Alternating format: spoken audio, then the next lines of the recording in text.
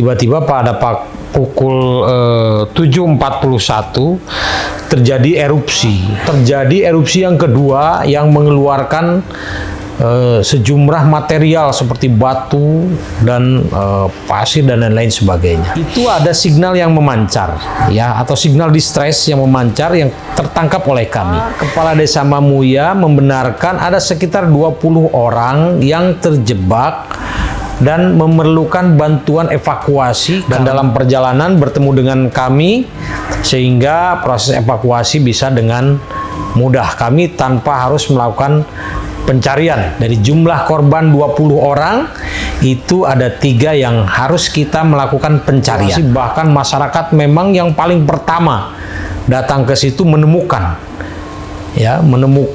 korban tersebut. Seperti biasa pagi-pagi briefing, membagi seru dan lain sebagainya, dan alhamdulillah kami mendapatkan support kekuatan tambahan dari Kodam Patimura. Pukul 11.30 tim SAR gabungan itu sudah menemukan kedua korban tersebut. Dari hasil evaluasi tersebut, Gunung Dukono ditutup permanen. Pemerintah Kabupaten Halmahera Utara sudah membentangkan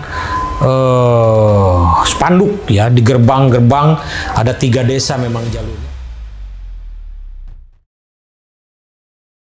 Sebelumnya, tim SAR gabungan, Basarnas, TNI Polri, BPBD hingga masyarakat berhasil mengevakuasi 20 pendaki pada insiden erupsi Gunung Dukono di Halmahera Utara, Maluku Utara.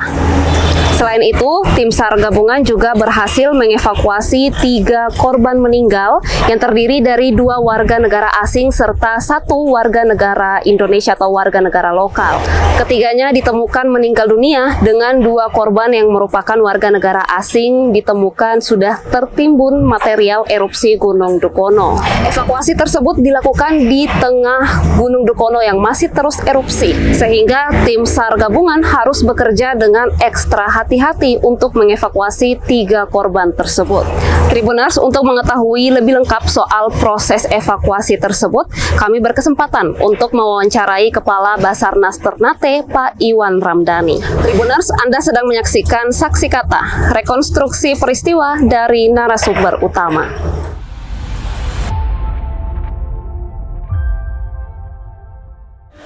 Assalamualaikum warahmatullahi wabarakatuh. Selamat siang. Salam satu jiwa satu rasa, we are family. Saya Iwan Ramdhani, Kepala Kantor SAR Ternate.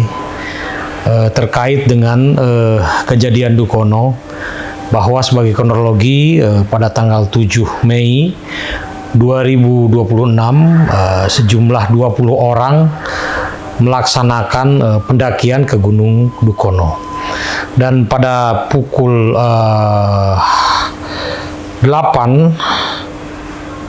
pada tanggal 8 Mei 7.25 waktu Indonesia Timur, mereka sampai di sekitar kawah. Nah, mereka melaksanakan kegiatan seperti biasa menurut informasi dari mereka kepada kami, dan tiba-tiba pada pukul 7.41 terjadi erupsi. Erupsi itu 2 kali. Yang pertama erupsinya biasa, dan ketika terjadi erupsi yang cukup tinggi, ya, mengeluarkan asap sampai dengan 10.000 meter kolomnya, tinggi kolomnya, dan ternyata terjadi erupsi yang kedua yang mengeluarkan sejumlah material seperti batu dan pasir dan lain-lain sebagainya. Nah, ini yang menjadi awal mula kedaruratan. Erupsi kedua itu yang menyebabkan adanya kedaruratan terhadap pendaki-pendaki tersebut. Mereka mendaki mulai dari pintu dari Desa Mamuya. Dan kami pada tanggal 8 juga mendapatkan informasi dari Basarnas Komunikasi Center dari pusat bahwa ada signal SOS atau signal mara bahaya yang memancarkan dari perangkat Garmin korban. Korban itu atas nama Heng Weng Kiang Timothy, warga negara Singapura. Jadi itu ada signal yang memancar, ya, atau signal distress yang memancar yang tertangkap oleh kami. Selanjutnya kami berkoordinasi dengan pos pengamatan gunung api Dukono, dan sampai saat itu belum ada informasi karena memang mereka tidak koordinasi kepada pos pengamatan. Kami koordinasi ke Polres pun sama, kami koordinasi ke Koramil pun sama, belum mendapatkan. Selanjutnya pada pukul 8:55 kami baru dapat konfirmasi dari Kepala Desa Mamuya bahwa Kepala Desa Mamuya membenarkan ada sekitar 20 orang yang terjebak dan memerlukan bantuan evakuasi karena erupsi Gunung Dukono. Nah, pada saat itu kami langsung mengecek ke pos pengamatan Gunung Dukono, apakah ada pelarangan terkait dengan pendakian ke Gunung Dukono. Dari hasil informasi Kepala Pos Pengamatan Dukono bahwa Dukono ini merupakan dari tahun 2008 statusnya sudah level 2 atau waspada. Radius aman mereka mengatakan 4-5 kilo. Ya, jadi tidak boleh sebetulnya ada orang yang langsung ke kawah. Nah, tetapi pemerintah daerah dalam hal ini juga sudah mengeluarkan pelarangan bahwa Gunung Dukono itu ditutup. Nah, hal ini adalah bahwa berarti ke-20 orang ini melaksanakan pendakian tanpa menginformasikan ke pemerintah terkait, ya. Dan kami pada saat menerima info tersebut langsung memberangkatkan tim rescue dari Posar Tobelo pada pukul 9:10 waktu Indonesia Timur. Jadi kami dari sini langsung mengontak Posar Tobelo untuk mengaksi permintaan evakuasi tersebut. Dan pada pukul 9:56 ternyata di situ sudah ada juga dari Polres, Kodim, BPBD, masyarakat setempat, dan instansi terkait. Kami melakukan briefing, melakukan konsolidasi, melakukan asesmen bagaimana karakter Gunung Dukono dan lain sebagainya. Sehingga kami melakukan briefing untuk melakukan proses evakuasi. Dan pada pukul 9:56 tersebut, setelah briefing, kami langsung memberangkatkan tim. Saya sebagai SAR Mission Coordinator itu berangkat dari sini, dari Ternate, menuju ke lokasi yang dituju. Nah, selanjutnya pada pukul 15:30, pada pukul 14:35, tim SAR gabungan berhasil mengevakuasi 3 orang WNA yang selamat. Nah, ke posko gabungan. 3 orang WNA ini kebetulan berada di paling bawah. Mereka duluan sehingga mereka bisa selamat. Dan kita tim SAR gabungan yang terdiri dari Basarnas, TNI, Polri, BPBD, Dinas Sosial, Dinas Kesehatan, ya, teman-teman Brimob, itu alhamdulillah bisa mengevakuasi ke 3 korban tersebut dengan selamat. Namun memang kondisinya ada luka. Ya. Nah, selanjutnya pada pukul 15:30 tim SAR gabungan juga telah berhasil mengevakuasi 11 orang. 11 orang korban. Nah, 11 orang korban ini terdiri dari 4 warga negara asing Singapura dan 7 warga negara Indonesia.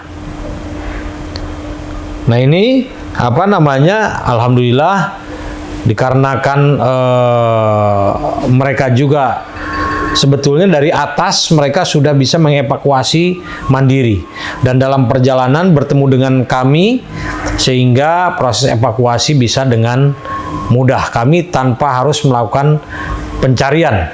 Jadi dalam perjalanan kami menuju ke atas kita ketemu pas di titik posisi yang sudah aman meskipun mereka luka-luka, sehingga kami memerlukan melaksanakan evakuasi tersebut sampai ke posko cukup lama karena memang jaraknya yang jauh, ya juga korbannya juga memang terdapat luka-luka dan lain sebagainya. Dan selanjutnya pada pukul 15.35 tim SAR gabungan sebetulnya sudah menemukan titik kedua korban yang dicari. Ada 3 sebetulnya. Dari jumlah korban 20 orang, itu ada 3 yang harus kita melakukan pencarian. Sebetulnya titiknya sudah terlihat, namun dikarenakan erupsi yang terus terjadi mengeluarkan material-material yang cukup membahayakan terhadap tim SAR gabungan, sehingga saya sebagai SAR Mission Coordinator harus menarik, ya, karena membahayakan daripada tim SAR gabungan. Jangan sampai bahwa korban tetaplah korban, jangan sampai menambah korban. Jadi secara prinsip kita tim SAR gabungan harus selamat duluan, jangan sampai menambah korban, sehingga pada saat itu tidak bisa dilakukan proses evakuasi. Dan pada pukul 17.31 juga tim SAR gabungan telah berhasil menemukan 1 orang korban. 1 orang korban ini merupakan warga yang menjadi guide. Dia ingin mengikut pencarian, ya. Dan alhamdulillah dia setelah kembali ditemukan oleh kami lagi pada saat dalam perjalanan dan proses evakuasi, akhirnya berhasil dievakuasi ke posko. Jadi hari pertama kami melaksanakan operasi SAR, tim SAR gabungan telah berhasil menemukan 17 orang dalam keadaan selamat. Ya, dalam keadaan selamat, di mana 7 orang WNA dan 10 orang WNI. Sampai saat itu juga Pak Bupati langsung membantu para korban tersebut di RSUD Tobelo, ya, melakukan pengobatan dan lain sebagainya oleh rumah sakit. Dan pada saat itu juga ada yang pulang, Pak Bupati langsung menyediakan fasilitas hotel untuk para WNA, ya, sementara. Nah, juga besoknya itu akan dikirimkan ke Ternate selanjutnya. Ini peranan Pak Bupati sangat luar biasa membantu para korban, baik yang WNA maupun yang WNI. Ya, sangat aware, sangat bagus lah, ya, koordinasi, komunikasi dan penanganannya itu luar biasa pemerintah Kabupaten Halmahera Utara. Selanjutnya pada hari kedua kami seperti biasa pagi-pagi melaksanakan briefing, membagi seru, ya, menginformasikan kepada Search and Rescue Unit, ya, tim SAR gabungan, baik Basarnas, TNI, Polri, BPBD, Dinas Kesehatan dan lain sebagainya. Ada juga dari PMI, Wanadri juga ada, ya, dari pemerintah daerah, terus dari masyarakat. Nah, kami membagi pagi-pagi briefing, membagi seru yang akan melakukan proses evakuasi tersebut. Nah, di situ tim SAR gabungan pada pukul 14:05 telah berhasil menemukan 1 korban melalui pantauan drone. Jadi kami dalam melaksanakan pencarian itu pada saat di Gunung Dukono tidak hanya melakukan pencarian melalui darat, tetapi kami melakukan juga pencarian melalui udara. Kami mengerahkan 3 drone. Yang pertama drone dari Basarnas, yang kedua drone dari Brimob, dan yang ketiga drone dari masyarakat.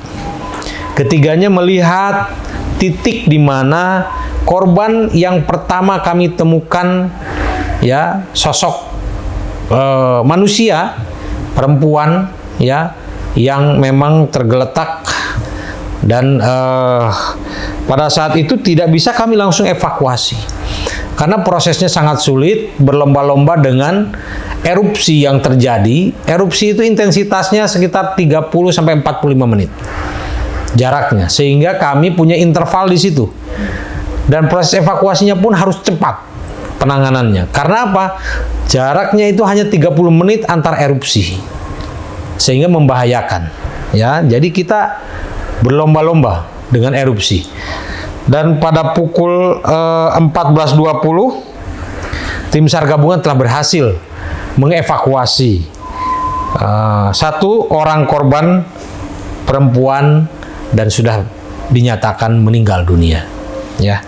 Nah, hal ini juga ada peranan kearifan lokal masyarakat yang begitu luar biasa membantu melakukan proses evakuasi. Bahkan masyarakat memang yang paling pertama datang ke situ menemukan korban tersebut. Nah, selanjutnya untuk dilakukan proses evakuasi ke bawah bersama dengan tim SAR gabungan. Selanjutnya pada pukul 15.00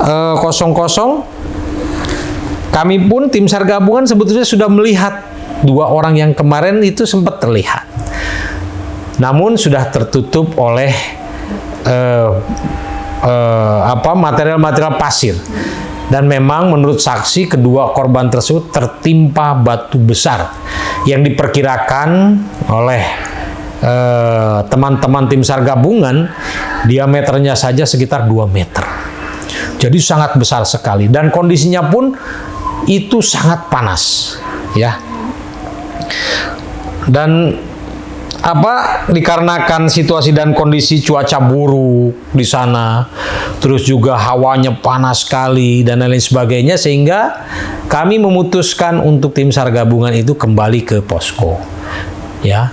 Jadi karena ada unsur yang sangat membahayakan, kami tarik, ya, menunda dan menutup hari kedua dan akan dilanjutkan besok di hari ketiga. Dan pada pukul 18.20 1 orang korban yang berhasil dievakuasi tiba di posko gabungan dan selanjutnya dievakuasi menuju Rumah Sakit Umum Daerah Tobelo. Ya, malamnya kami melaksanakan debriefing apa yang menjadi kekurangan, evaluasi terhadap operasi SAR hari kedua. Ya, kita evaluasi untuk menjadi patokan besok di hari ketiga. Dan korban yang pertama itu atas nama Angel Krisela Pradita. Ya, ini perempuan usia 31 tahun yang merupakan karyawan dari Pertamina Babula yang ada di bandara. Ya. Nah, kami melanjutkan besoknya tanggal 9 ya, tanggal 10 itu seperti biasa pagi-pagi briefing, membagi seru dan lain sebagainya, dan alhamdulillah kami mendapatkan support kekuatan tambahan dari Kodam Patimura. Pada saat itu Panglima sangat luar biasa juga membantu dalam proses evakuasi, bahkan beliau turun langsung menginstruksikan kepada jajarannya dan bawahnya untuk membantu secara all out, ya, dalam pelaksanaan proses evakuasi korban tersebut. Dan pukul 11.30 tim SAR gabungan itu sudah menemukan kedua korban tersebut. Ya, pagi-pagi naik semuanya dan pukul 11:30 siang kedua korban sudah ditemukan. Namun pada saat ditemukan, mohon maaf kami tidak menyebutkan situasi dan kondisi korban tersebut. Yang pasti korban bisa ditemukan. Ya. Dan itu 13 meter dari signal distress yang dipancarkan oleh korban. Ya. Nah, dan pukul 17.43 kedua korban dan seluruh personil tim SAR gabungan tiba di posko dan langsung korban dievakuasi menuju ke Rumah Sakit Umum Tobelo. Dan pada pukul 18.20 melakukan debriefing dan dilaksanakan penutupan pelaksanaan operasi SAR. Nah, itu ya yang kami lakukan hari per hari pelaksanaan hari pertama, hari kedua, hari ketiga. Adapun tantangan yang dihadapi, nah ini tantangannya sangat luar biasa, ya. Erupsi itu terjadi setiap saat, bahkan hari pertama itu terjadi 126 kali erupsi dengan ketinggian kolom itu sekitar 10.000. Ya, itu hari pertama pada saat pelaksanaan operasi SAR. Nah, ini membutuhkan suatu pemikiran, keputusan yang tepat, ya. Karena apa itu tadi? Salah sedikit perkiraan, ya, proses evakuasi, tim SAR gabungan bahkan bisa menjadi korban. Salah sedikit saja. Jadi pos pengamatan itu sangat berfungsi sekali karena kami melihat dari alat tersebutlah. Melihat getaran sudah terjadi, kami langsung informasikan ke atas, turun. Boom. Setelah selesai, naik, turun lagi. Nah, Itu jaraknya 30 menit aja. jaraknya 30, intervalnya 30 sampai 45 menit. Ya. Dan itu panas. Ya. Selain erupsi, cuaca yang ekstrim. Pada saat terjadinya kejadian tersebut di sana, ya saya juga tidak tahu ya. Tapi memang sangat luar biasa. Hujan yang setiap hari besar, ya, sampai kesulitan tim SAR gabungan melaksanakan evakuasi, melakukan pencarian. Dan di atas itu terjadi banjir lahar. Jadi material-material yang di atas itu ke bawah membawa material-material pasir. Ya, sehingga kami tarik pada saat kejadian tersebut. Nah, itu kan membutuhkan waktu lagi. Meskipun dalam kondisi tidak erupsi sedang tidak terjadi, tapi itu tadi ya dikarenakan ya hujan yang besar sehingga membahayakan, kami tarik ke titik yang aman. Suhu yang ekstrim dan sebagai informasi dari teman-teman PPMBG bahwa ada yang namanya gas beracun di lingkungan situ. Kami membawa yang namanya peralatan gas detektor. Dan alhamdulillah pada saat itu gas yang notabene beracun itu tidak ada.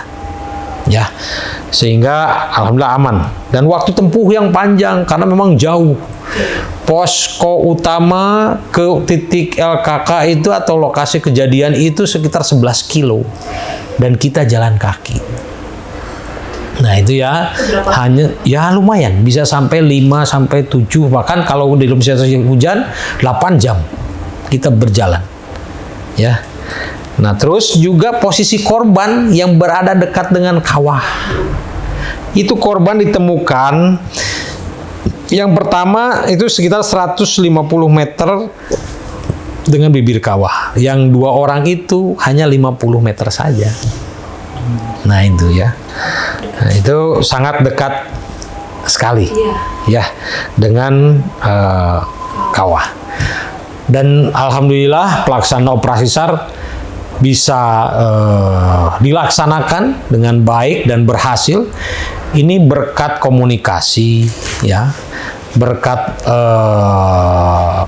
kolaborasi, berkat koordinasi, sinergitas dan soliditas yang baik antara Basarnas, TNI, Polri, BPBD, Dinas Kesehatan, masyarakat setempat, Wanadri, ataupun komunitas-komunitas pencinta alam yang pada saat itu menjadi tim SAR gabungan. Dan alhamdulillah pelaksanaan operasi SAR bisa berlancar dengan aman dan berhasil. Dan syukur alhamdulillah juga kami tim SAR gabungan mendapatkan apresiasi yang luar biasa baik dari pemerintah kita dan pemerintah Singapura melalui Menteri Luar Negeri dan Kedubesnya. Itu ya cerita sedikit terkait dengan kejadian-kejadian yang terjadi pada saat adanya kedaruratan akibat erupsi di Gunung Dukono. Ya. Ini kan kronologinya kan sudah lengkap sekali, sudah ada penjelasan soal tantangannya. proses evakuasi berjalan dengan lancar. Juga tadi saya tangkap komunikasinya juga lancar ya Pak.